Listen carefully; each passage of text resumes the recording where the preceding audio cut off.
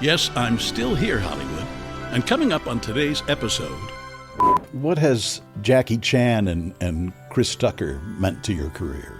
You know, these two boys, back in the day, they were boys, and it is because the fact that their chemistry was so good. There's such audience that accept, them as a partner, on screen, right? So we all benefited. Do you get angry when you go into a film and they might not know what they should or what would make it better as an Asian film? If I have something to say, for example, like the set, I've seen more Qing Dynasty paintings on a set on a continuous basis for a lot of times. I say, you know what? In an Asian household, you would never find this painting in an Asian household. How often do you get back to Hong Kong? I like to get back more often than not. So right now, I not as much, because I'm not quite sure how the president of China feels about me. There are faces that are ingrained in the film and television world. Legendary actors seemingly omnipresent all over the big and small screen. They may not all have household names, but if there is such a thing, they have household faces. This is Still Here Hollywood. I'm Steve Kmetko. Join me with today's guest from Rush Hour and many more, Tzi Ma. If you'd like to be more involved with us at Still Here Hollywood, you definitely can. Just visit patreon.com/stillherehollywood. You can support us for as little as $3 a month. Then you can see who our upcoming guests will be and submit questions for them. You can even tell us what stars you want us to have on as guests. You'll also get exclusive behind-the-scenes info, pics, video, and more. Again, that's patreon.com/stillherehollywood. Ty, thanks for stopping by. Let's start over. You know what? Let me see. That might be an interesting take. Okay? Strapping by. Strapping on. First of all, what I want to know, Ty, is how do you live in Los Angeles and not drive? Well, I don't really live in Los Angeles. Oh, you don't? I mean, I do, but I spend so much time outside of Los Angeles, so I'm comfortable, not to do that. I don't, because this is kind of a headquarters where you go all points after that, everywhere else, and pretty much literally everywhere, but LA. Where do you live normally on a day-to-day basis? At the moment, I spend most of my time in Vancouver. Oh, yeah, Canada. Beautiful city. A lovely city, and it's an exciting city. And I think we had just have a conversation with Francesca that it is a city that's well planned. It's very healthy. Right. I went up there once to do a story on how production was leaving L.A. and going up to Vancouver because so many shows were being shot up there. And all I can remember is that it was so clean. Yes. It was as though Disney ran the city. Their theme parks are always so clean. Yeah. You were born in Hong Kong, raised in New York. That's correct. Live in Vancouver now. Yes. Can you compare those cities? Let's For see. me, do pros and cons? Absolutely. I mean, Hong Kong is a interesting remembrances because I left at a very young age. So today's Hong Kong is very different from the Hong Kong that I knew, right? So Hong Kong is absolutely a modern metropolis. Okay, New York City is an old metropolis, and Vancouver is a fairly new city comparing to New York and Hong Kong. I love to visit New York. Hong Kong is another city that you want to visit. And living there is because it's so densely populated, space is so limited, so it's a little harder. And it's Hong Kong is not that culturally aware, So I prefer to visit New York and live in Vancouver and visit Hong Kong, visit L.A., I don't want to spend so much time in L.A. because, the air quality is a little bit harder to take for my sinuses and my eyes. I noticed that coming in this time. And I know that there's a wildfire out there in Ventura County or something. Yes. But I was here when they did a mass cleanup of the air. and it made a big difference in the 80s, in the Yeah. early 80s. I can remember going for bike rides and my lungs hurting afterwards Yes. because of everything you were breathing in. That's Anyway, right. Yeah, it's not great for that. Get on a treadmill yes. indoors with Yes. air conditioning. And with something to distract you, like a television. Yes. Ty, how did you get into acting? Let's see. I'm the youngest child, of a family of 7 actually, but 5 surviving, and I was the youngest, so I was the entertainment because we had a family restaurant. Everybody worked, including me. I was the dishwasher, on a soapbox because I wasn't tall enough. Right?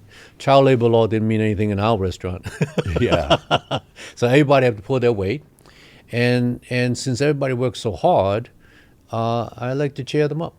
I would, maybe put a scarf, around my head and then, hello, Or I put a cowboy hat and put and they used to have, really fake 6-shooters, right? So I would act, for the family. So I think that was the early beginnings of it. And then I was very fortunate in junior high school. There were 2 teachers that are really prominent, I feel, that shaped me, in acting. One was an algebra teacher, Mr. Goodman, and one's an art teacher named Mrs. Harper. Both of them are Broadway enthusiasts. So they would bring the class to Broadway, like Ethel Merman, Pearl Bailey. No all kidding. these, fascinating, Legends. Absolutely legends. I mean, Ethel's amazing, Annie Get Your Gun, and then so they were so in love with that Broadway. Said, let's start a drama club. So in junior high school, there was a drama club. I said, wow, this is kind of fun, and also it takes the kind of racism off the edge of it. Because in junior high school, that is the event of the year, the school play, right? So when I first went to junior high school, I had all kinds of problems. People, being what they are, pull their eyes back, saying derogative sayings and, like grab the loose leaf and yank it and have paper flying everywhere and stuff like that. So I said, you know what? I need to do something about that because I have to fight back, first of all, which drove my mother crazy. I went home one day with my shirt all ripped with blood everywhere and goes, oh, my son, she just freaked out. I said, you know what? I can't put her through this trauma. Let me figure something out. So the drama club was my way out of that quote-unquote racism because the first play I did was Annie Get Your Gun, and I played Buffalo Bill. No kidding. Yeah. So I had my hair gray and I had my, 10-gallon hat, my cowboy boots and everything. And at first, when I first stepped on the stage, everybody laughed. The entire audience cracked up. Ah, ha, ha, ha, blah, blah, blah, blah, whatever they would say. I had the loudest applause at the end because they said, man, that's Buffalo Bill. Wow. And that really helped me survive junior high school times. Which is tough for everybody, just about. Of course. All the hormones are raging, stuff like that. And it kind of stuck with me. I said, wow, this is great. I'm having so much fun. And all the girls I'm meeting, why not? Why not be part of the drama club, right? So What has been the greatest obstacle you've faced in your career? Obstacle is overrated. I always look at obstacles as something that is a challenge, but it has to be overcome, right? You can give into it and say, oh my God, all these stereotyping and I got to do this, I got to do that. I said, wait a second, just a minute. You don't got to do anything. You make your choice, right? So you feel that that is a choice you make, that you got to do it, then that's your choice. I don't fault you for doing it. I wish you didn't. But, because you're perpetuating something we probably have to fight against most of our lives, in the business, right? Because, a lot of times it's a little easier now because of Google, I guess, because you can do research, right? Back in the day, you got to go to the library and do microfiche. Go to, oh my God, okay, that's what's that. So really, in that sense, there are always obstacles, but rather or not you're going to rise up to the occasion and say, that's a great idea. You see this story. You said this guy's name is Vin, which is Vietnamese, and he actually is being pursued by the Tongs, which is the criminal element in Chinese, and he left from Cambodia. Who is he? So everybody, all the writers in the room are going like, oh yeah, we don't know. I said, you know what? I have an idea. He is ethnic Chinese Vietnamese. Most of the boat people are ethnic Chinese Vietnamese. So hence Vin, right?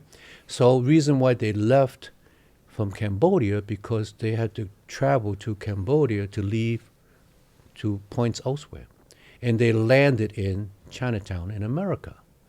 And so since he's ethnic Chinese, he was being pursued by the Chinese Tong because they did not really accept him as a Chinese person because his name is Vin. He's from Vietnam. He said, you're from Vietnam, So I said, does that make your story work a little better?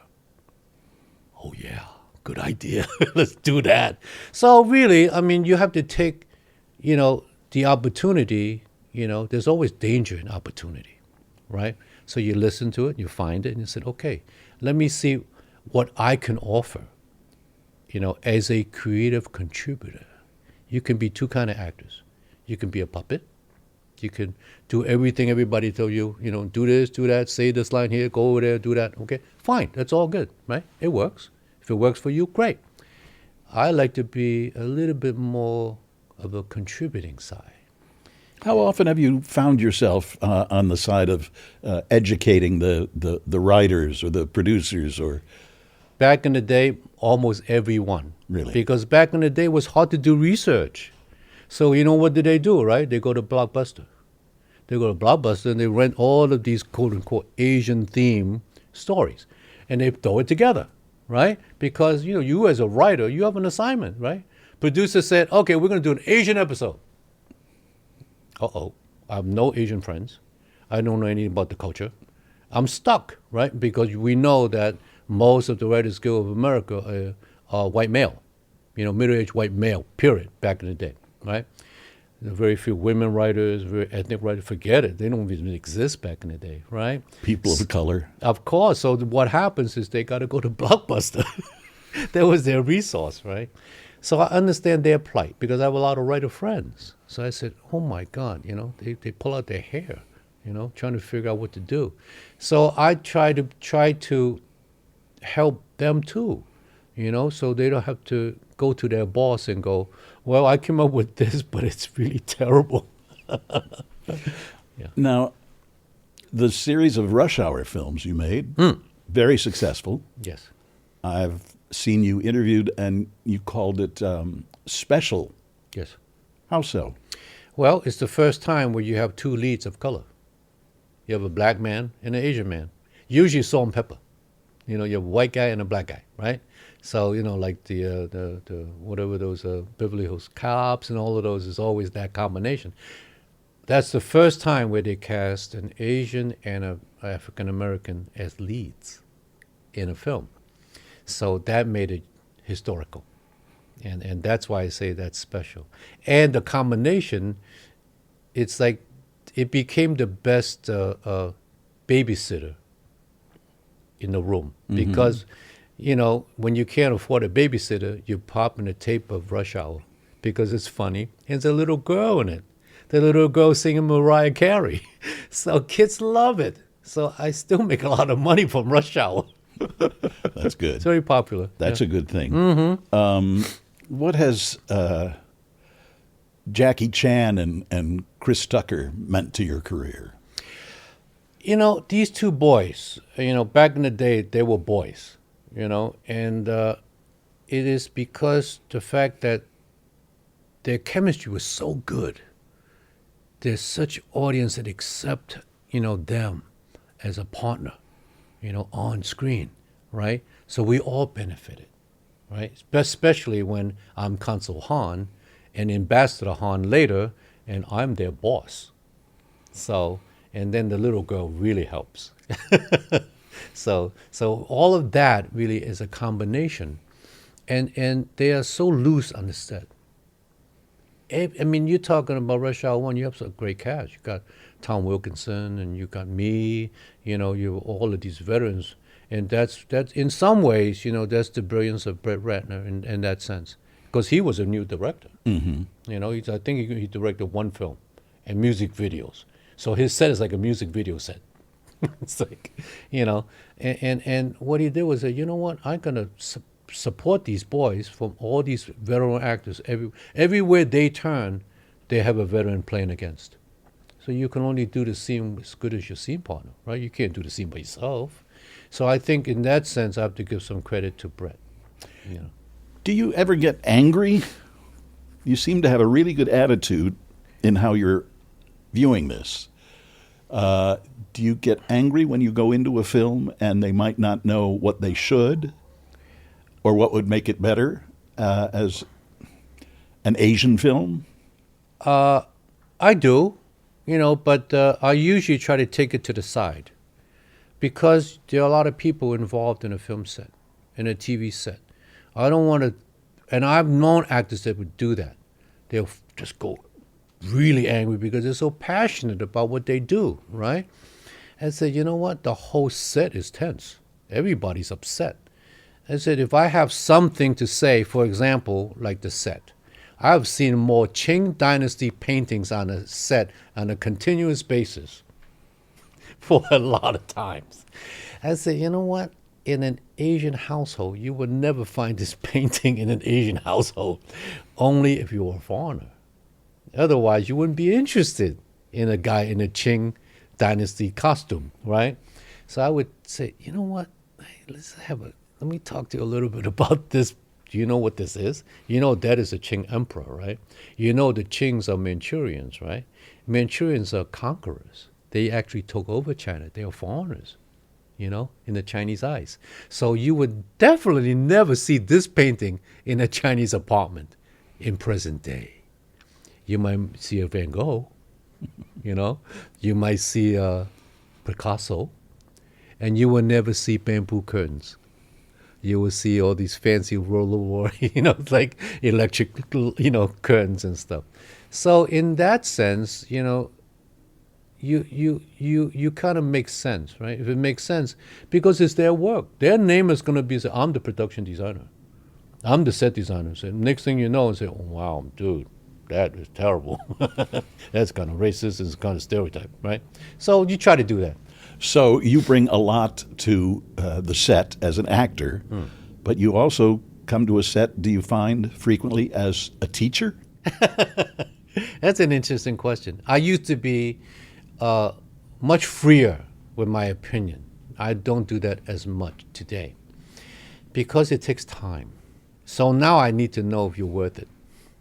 Because it just takes a lot of energy, I mean, you see someone and say, okay, well, guess what? We're going to talk about this, and this, and that, and then you say, okay, well, that didn't happen, right? So I need to know that you have some kind of a passion. I need to know that you're sincere about what you're asking me, or you're not just saying something for the heck of it, right? So I'm a little more cautious, and I'm gentler today. I used to be a tough ass.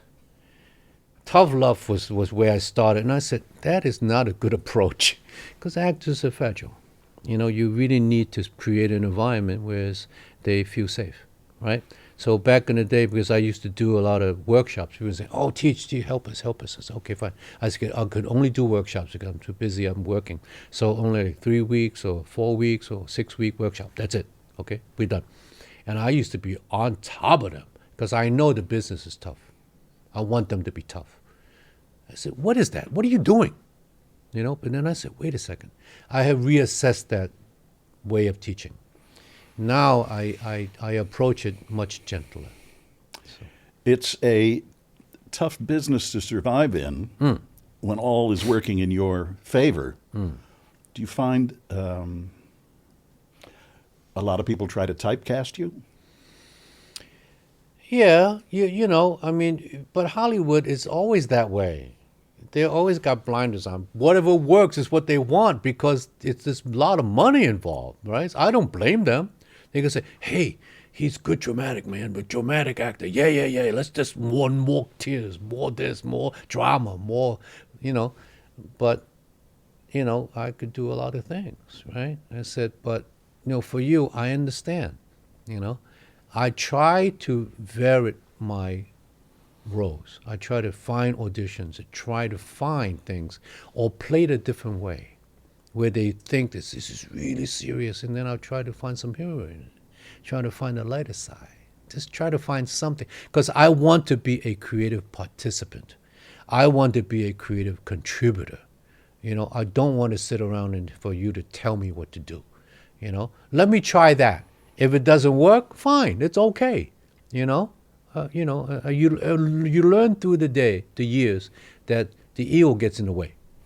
Forget the ego, right? Just listen, have an open ear, most important. Open ear is the most important, more than the eyes. When you listen, it's a whole different world. Have you ever seen a Charlie Chan film? I have. And what do you think? Well, I hope I'm not offending you. no, not at all. Because it's a victim of circumstance, right? They yellow face, and not the. And matter of fact, there's a change, right? In the beginning, there was always this kind of the quote unquote tall, dark, handsome Latin lover. They were not villains, But it changed because the world politics changed, right? Then then war got involved, So then they became all villainous, and also the Eurocentric view of what Asians are, who we are, and that came from Europe. All the Fu Manchus and all of those things are influencing the young country, the USA. So you see the genesis, you see the change, and you should be a history student. You should look at these things and say, why did they happen? And some people say, yeah, but man, I can't believe they did this. And I say, guess what? They want to be actors. That was the only opportunity they had. So take it easy. It's okay. These changes happen. Change is the only constant. Constant, nothing else. Change, you expect change. Expect change.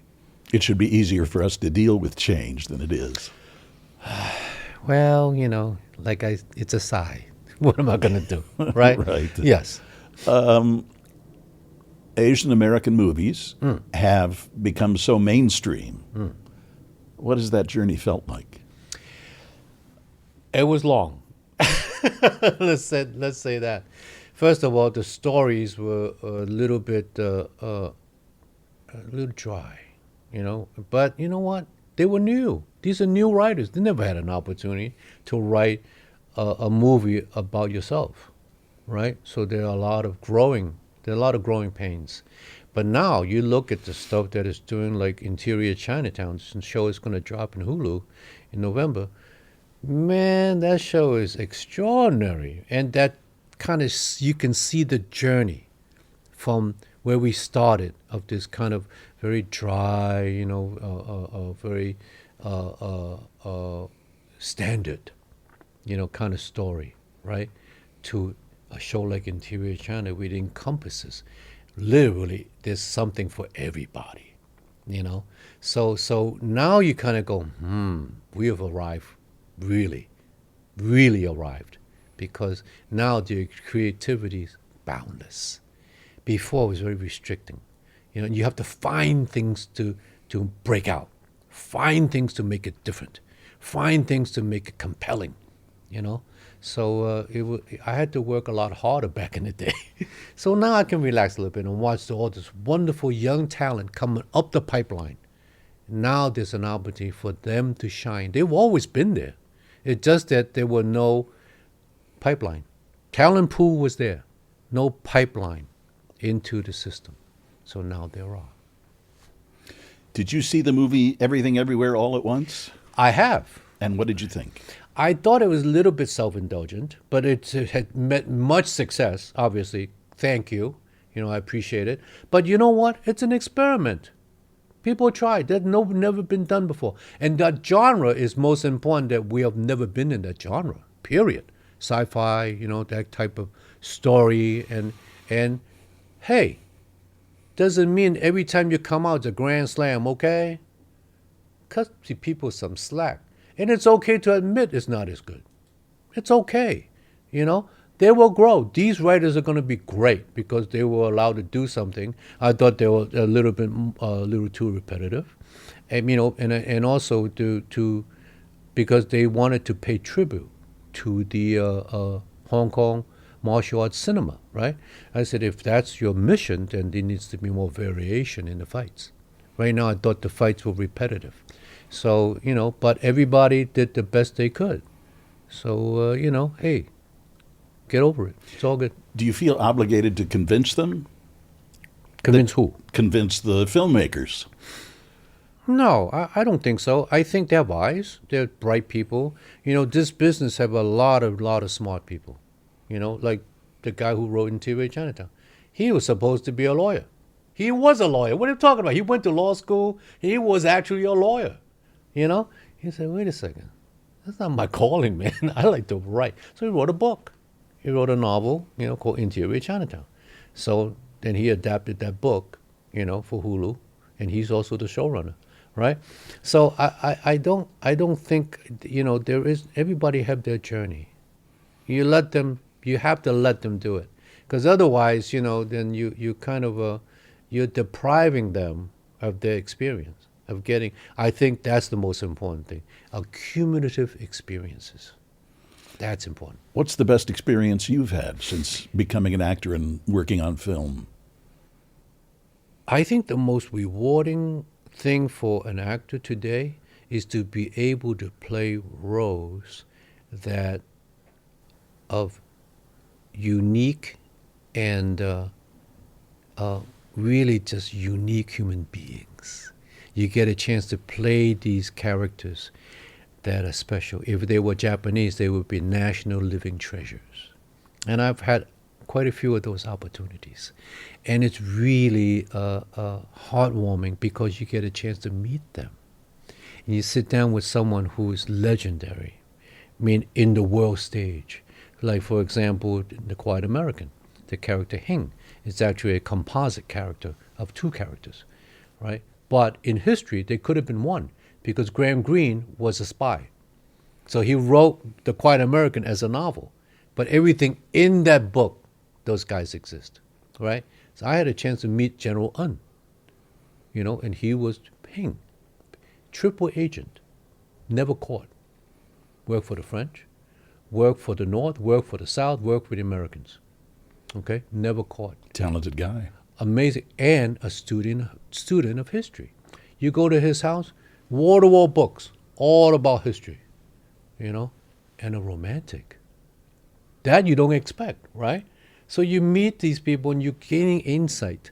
Now I can add that element into that character because he was a romantic. He almost married an American woman. He fell in love with an American woman who lived in, I think, like San Jose or something. He followed her to America. And finally he realized that, what? Country first.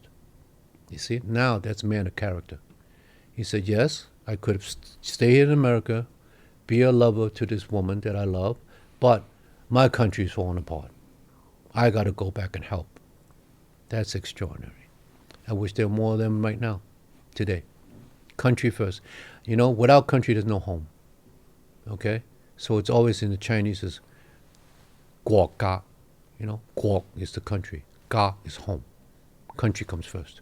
So you have to have a country. You have to have a democracy before you can even have a home. While you learn how much bread costs. Because you may not even get a bread. I may tell you if you can get a bread or not. Come on. Weigh the difference, We'll be back in a moment. How often do you get back to Hong Kong? I like to get back more often than not. So right now, I not as much because I'm not quite sure how the president of China feels about me. What are some of the biggest movies and TV shows you've been in? Big in how? What is the definition of big? Audience? Let's see. Obviously, 24 is huge, right? And that character is pretty interesting, because he's basically the mirror image of Jack. It's just that, depends on what angle you're looking at, right? So that's a really popular show. The Farewell, surprisingly, independent film, that big in success. Rush Hour, needless to say, very popular still, The Quiet American, underrated. Totally, that movie almost did not even meet the world because 9/11. Because, that's anti-American. You can't show this anywhere. So, and thank Michael Caine for that. He just said, no. He said, I'm supposed to do another movie for you. At least you got to give it the best try. You have to put it into Toronto Film Festival. At least let people see it. And then we could make the decision. So in terms of audience, for TV, I would say those are some, and hopefully Interior Challenge will top all of that, because that show has that much interest for everybody.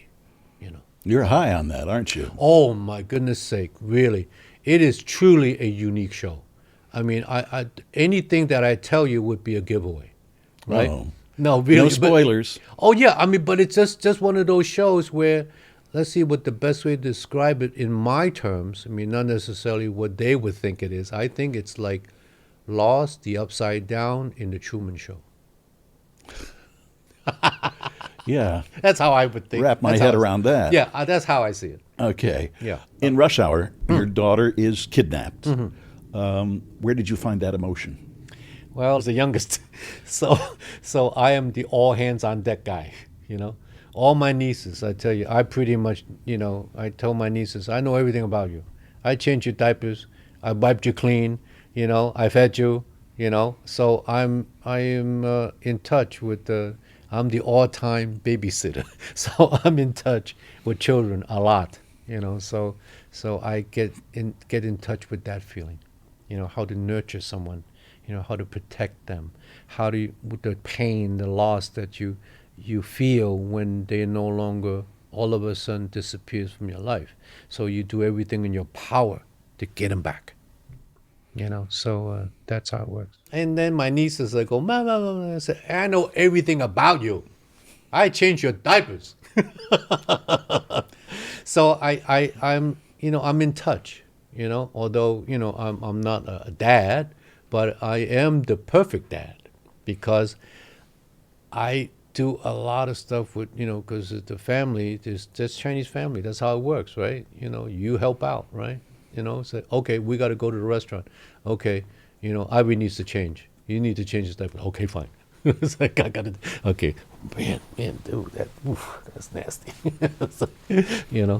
So that's how I'm in touch with that. Can you tell me a little bit more about your history with Jackie? Jackie is funny. Jackie, he's really smart. When we were doing Rush Hour 1, he was worried about his son, because he's always doing something, and he's in a lot of pain because he's a consummate stuntman to begin with. In first place, he is a stuntman first, actor second. He loves stunts. Really? Yes, he go to a set. The first thing he does, he look around the set and he goes, what can I jump off that? Can I break this? Can I go here? That's how his mind works, right? And he's quite wise. He were talking about another actor that had a lot of work done, and he goes, You mean surgical work done? Yes. And he just said, what's wrong with aging? The fact that you're lucky enough to live this long. Okay, I didn't expect that from Jackie Chan, right? So he's very generous, really generous guy. Is always like, because he, and he likes to eat well, He's and really healthy stuff. His stunt guys, they come and he cook, and make it in his trailer. Mm-hmm. He's a good man. I like him. What has he meant to Asian films in general? I think on the positive side, he's so popular. He's a Buster Keaton, right? I mean, he is amazing, the things that he can do, right? The confusion part of it is that they confuse all the Asian actors are not Asian American actors. So there is a difference, right? Where If you keep on hiring Asian actors, then Asian American actors don't get to work, you know. And we bring different things to the table, right? Because they are culturally influenced in the East. Our influence is the West. You know, we grew up here. So we're much more Western than Eastern, you know. So I had to learn to be Eastern because I play so many foreigners. So I said, you know what? I got to get better at this, you know. So I became a student of the East. How did you learn that? Well, first of all, I have to credit my parents because they said, in the house, no English. You have to speak Chinese. He said, because you're going to speak English outside. He said, if I encourage you like my nieces now, none of them speak Chinese. Because the parents are a little more lenient, right? Another second gen, right? Go ahead, it's okay, speak English. It's all right, they know no Chinese. No, the culture is like so far removed from them, right? But my parents said, no. When you're in the house, you speak Chinese. You learn the way we do things. When you go out there, you learn the way they do things, and you're going to survive in that world, you adapt that. So I have them to think about that. It sounds to me that like you've had a career that you want and a career that's you've made successful, but it sounds like so much work. Oh, I don't mind the work. See, I do. Yeah. Well, it's fun. It's fun to dig deeper. You know, it's definitely surfaceable when you do it without going deeper. It's okay. It works, right? Much more interesting when you go deeper. Then there are nuances that other actors are not going to think about. And yeah. How often do you get back to Hong Kong? I like to get back more often than not. So right now, I not as much because I'm not quite sure how the president of China feels about me. Because there's some very wise, some person had put my picture next to his. He said, he should play Xi Jinping. He looks just like him, which I disagree. But that's out there now. And I think we had some issues when we were trying to promote Mulan in China. And I think I was they kind of erase you. What is that called? You know what I'm talking about. Yeah, I know what you're talking about. Photoshop. Photoshop. Yeah, they photoshopped me out. But there was an interesting Hong Kong artist took a different angle to it. He would create illustrations instead of the person itself. So he would like create illustrations of the father and Mulan together in illustration. So he was able to promote Mulan in Hong Kong that way, right? So Hong Kong was tough because I really don't know how Xi Dai, which is what they call Uncle Xi, how he feels about me. I hope it's in good light because I think I portrayed him very well because I think I played him in a couple of comedies like Veep, you know, and you never hear him speak English. So I actually spoke English in the show and pretended he didn't. And he had an interpreter all the time, you know. But meanwhile, he knows exactly what they talk. You know, Julia was funny, it's so funny to show, you know. In the meantime, he understands everything, right? So I thought that would do him some justice. So we'll see. We don't know. We don't know if it's, you know. I'll just be a little more cautious. And we'll be right back. Did you enjoy working on Veep? Oh my God, so much fun. So much fun. There's nothing like working with that group of people. You know, they're so talented, so funny. And every scene, at the end of every scene, we improv. Every scene at the end of the scene, we improv. Yeah, it's a joy. And do they ever use that? Of course, a lot of it. A lot of it. They just said, yeah, we like that. We just put that in, you know. Was improv part of your learning process to become an actor? I came from the theater, you know? So yes, absolutely. I mean, and back in the day, while I was, you know, a young actor in theater in New York, it's the most exciting thing ever.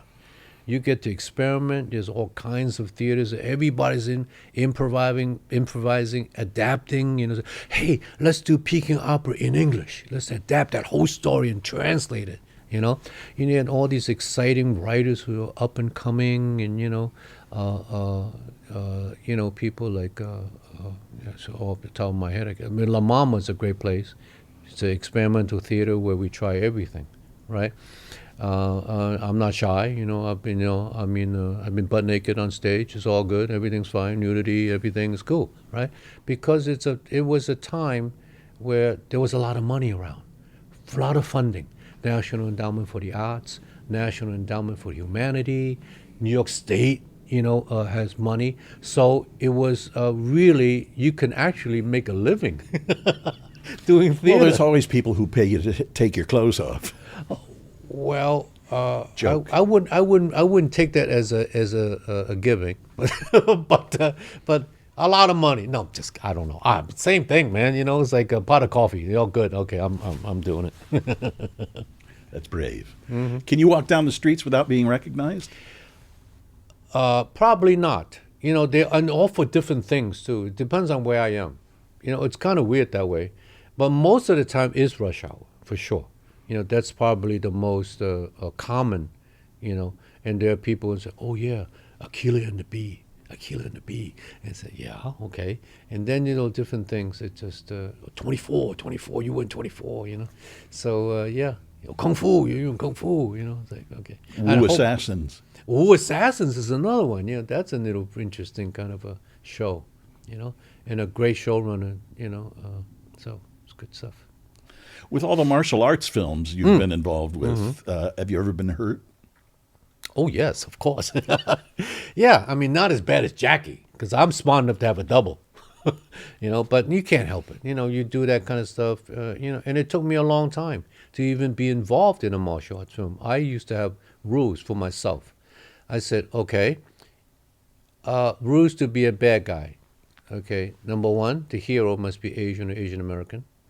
Number two, there are no Asian American or Asian women victimized. Number three, there's a good and evil of my race in the same screen at the same time. Those are my three rules. Then I can be the baddest mofo you can find. Do they pretty much listen to you in that regard? No, but the thing is that you don't have to say yes. I mean, most of the time back in the day, it's usually, some Asian women are violated, and then a white hero comes in and saves the day, right? And then they're in bed together in the next scene. I said, I don't think so. That's unrealistic, and I can't be part of that, right? So the first really major bad guy role I did was Rapid Fire, and was Brandon Lee was the hero, Bruce Lee's son. And he was also the romantic hero. He gets the girl at the end, which almost, back in the day, even today, hardly you will see an Asian male in a romantic setting. Rarely, right? But that's also changing, like Five Blind Dates I just did. So, rom-com, where there were quite a few hot Asian male involved as in romantic situation. You can find a hot Asian male, but they're not in romantic situations, right? So that was a breakthrough too in itself, right? An Asian Australian woman wrote that. So that was the first too. So I love these things. I love to work with people who are ready to make their mark, And if I can lend my name to it, and help you get to the next step, I'll be happy to do it. That's generous of you. Oh, it's fun. It's fun. What's the one thing that changed the trajectory of your career?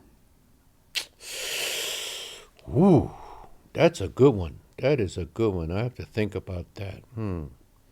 I think it started from the beginning, I think. I did my first film called Cocaine Cowboy. It's like a cult classic now. Andy Warhol was in that, wasn't he? Andy Warhol, Jack Palance, and it was about this punk rock band. It was a drug smugglers. So they said, okay. He said, well, there's a role as the cook. And then my favorite mentor, Marco, used to say, if you're going to play a cook, might as well be a cook. So I said, So I said, okay, fine. I go to the audition. I said, listen, do me a favor. And so he's a cook, right? He said, yes. He said, what if happens if he's the best friend? What if he's also the bodyguard? What if he's all of these things? So I pulled a Bruce Lee on them. So I jumped up and I put a hole in the ceiling. You're hired. This is a great idea. That's a great idea. So I was the cook, I was the bodyguard, and I also the best friend. So, I mean, you kind of used that changes everything because it's like, hey, man, this guy can do this, this, and that. Let's get him to try to do this. Let's try to get him to do that. So I think it started right from the beginning, try to create that kind of a attitude for myself, right? And also, I don't say yes to everything. I think that's a bad advice, I think, for young actors, personally. You've made it a habit of not taking any roles that are demeaning. Yeah, I mean, I refuse roles that are not salvageable because there are not a lot of good scripts around, So you have to be realistic. You have to look at a script and say, what can I save? How do I salvage the script? And then if I have, A, B, C, D, E, and I will go in and say, okay, I'm going to do it this way. So I always do the first take the way I do it. They may hate it. Ty, that's bold choice, but wrong. Can you do it another way? Oh, sure. Of course I can. But the first one, I want them to see it. And if it hits, it was like a boom. They said, wow, we like that. The 100 actors that came in before, they did exactly the same thing except him. So I said, cool. Then I get a chance to do what I love to do is to be a creative contributor, right? So because right out of the gate, they respect you, right? So if they don't, they don't. I've been into the things that say, oh, no, we don't want to do it that way. And I say, okay, well, thank you for the opportunity, but I don't think I'm the right actor for you. But hopefully next time, we shake hands and say goodbye. It's okay. What would you tell your younger self about Hollywood if you could go back?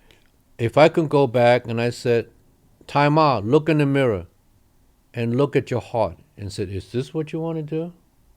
If the answer is wishy-washy, don't do it. Don't even start.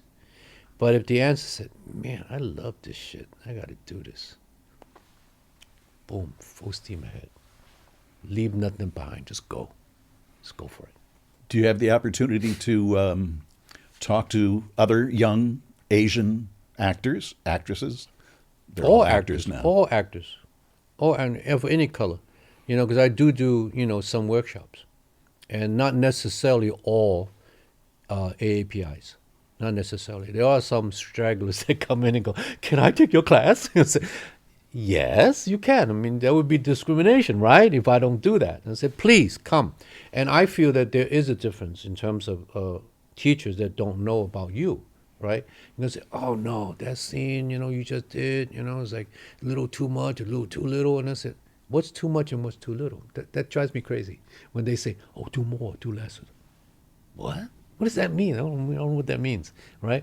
So really, in that sense, because you have to understand the culture, that you react particularly if you're Japanese, you're Korean, if you're Chinese, you're Vietnamese, you're Cambodian. All of those things, you really have to be in your back pocket. You got to know. Chinese bow with their head from their neck up. Japanese bow from the waist. So you have to know these little subtleties. You can't just go, oh, because they will tell you, hey, can you bow here? And say, no, not really. Can you get on your knees? No, if he's Chinese, he will not get on his knees. You're Japanese, you'll be on your knees all day, right? So you really have to, you learn, and really you shouldn't be that difficult because these are your resources. These are your friends. These are your Asian American acting community. Of course, because, hey, Amy Hill, what is that about, man? I said, how can you say Satoon, that, because we can't say the TH. Oh, I get it. So now you adapt, right? So you're much more finite, right? You don't just do generic, right? Which is uninteresting, first of all. Second is, kind of stereotypical. Right? What does someone like Shohei Ohtani do for the Asian American community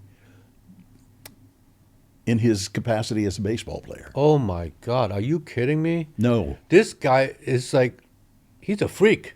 He, he is so fucking talented. Oh my God. You know, I mean, just his presence, you know, his skills, you know, in American society, that's what we respect, that's what we see. So in that sense, it's a bridge, you know, where we can bridge gaps, you know. And I hope he's recovered from his injury. Yeah, he had surgery after the World Series. Yeah, because see, that it's commitment, right? So he committed. He said, he's always fall out, you know. And if you're looking at the finer things, then you understand this guy's got character. You know, look at look at the passion and the commitment that he puts into his work, and we should all do that. You know, well, why do it then if you're not going to be if you're not committed to it? Absolutely, and passionate about it. So, you know, this guy's all right. I think so too. Yeah, he's amazing. Wow, I know the stuff that he can do. Man, he's a pitcher and a home run hitter. How do you do that? You know, you're throwing the ball this way and you're hitting. How does that work, man? You know, yes, he's special. Yeah, he One is. another special guy. Yeah. You know. Thanks, Ty. My pleasure, my pleasure. I hope some young actor can get a chance to play him. You know, because they'll tell his story. I guarantee it. He's got a great story. Yes, absolutely. And he likes his dog. Yeah, that's it. See, you see what I mean? So, you know, some lucky young actor down the road, man, is going to get played Shohei Ohtani. Okay. Thank you. My pleasure. Yes, sir. Nice meeting you. My pleasure. Likewise. Still Here Hollywood is a production of the Still Here Network.